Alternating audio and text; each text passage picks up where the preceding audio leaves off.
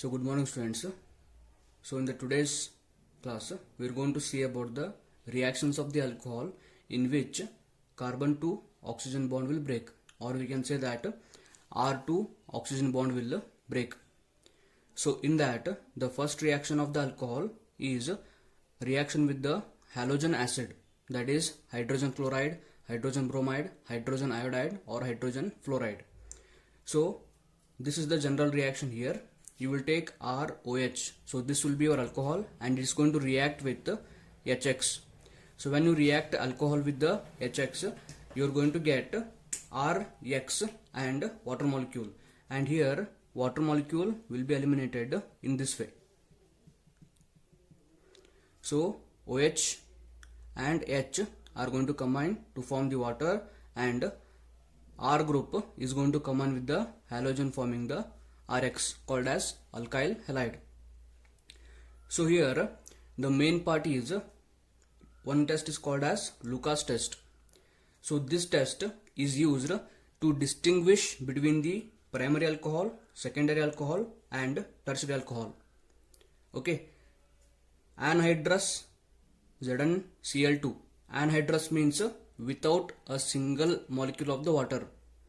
So anhydrous zinc chloride and concentrated HCl is called as Lucas reagent. So this reagent is used to distinguish between the primary, secondary, tertiary alcohol. So in the first reaction here, so this is primary alcohol. Okay, so this alcohol is primary alcohol because OH is bound to carbon and that carbon is bound to only one carbon.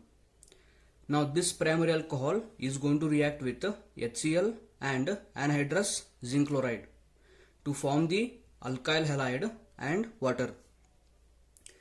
In second reaction we have taken secondary alcohol because OH is bound to carbon, that carbon is bound to two carbon. Secondary alcohol will react with HCl and ZnCl2, giving you secondary alkyl halide and water. Here tertiary alcohol, again it is going to react with Lucas reagent, giving you tertiary alkyl halide and water molecule. Now here whatever the alkyl halide is formed, no, this alkyl halide is non-polar. All these alkyl halides are non-polar and water is polar. And we know that non-polar and polar do not mix. So when they do not mix, after the formation there will be formation of the turbidity. Okay, but how can we distinguish the alcohol? By using this reagent here. Now for the tertiary alcohol, after reaction with Lucas reagent, the turbidity is formed immediately. For secondary alcohol, after reaction with Lucas reagent, turbidity is formed after 1 to 5 minutes. For primary alcohol, after reaction with Lucas reagent at room temperature, we will not get any kind of turbidity. No turbidity for the primary alcohol. So if you get the turbidity immediately, it is tertiary alcohol. If you get the turbidity after 1 to 5 minutes, it is secondary alcohol. If we don't get the turbidity, it will be definitely primary alcohol. Now one question is going to arise in the mind. Why tertiary alcohol will give immediate turbidity? And why secondary alcohol 1 to 5 minutes? And why primary alcohol doesn't give any turbidity? Now here in the tertiary alcohol, you can see that carbon is having 3 R group. If I consider the R group as CS3, which will be electron donating group, here tertiary alcohol is going to form the carbocation in the first step.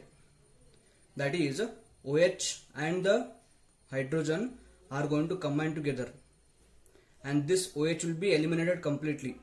So each and every alcohol here is going to form carbocation in the first step. This alcohol is having 3R, it is going to form tertiary carbocation. This alcohol is having 2R, it is going to form secondary carbocation. This is going to form primary carbocation. So tertiary carbocation is more stable than secondary. Secondary is more stable than primary. Primary is more stable than methyl carbocation. Now we know that which is more stable, that will be formed faster. Because of this reason, tertiary gives immediate turbidity with Lucas reagent. Secondary takes 1 to 5 minutes. Primary does not give any turbidity because primary carbocation is very unstable to form.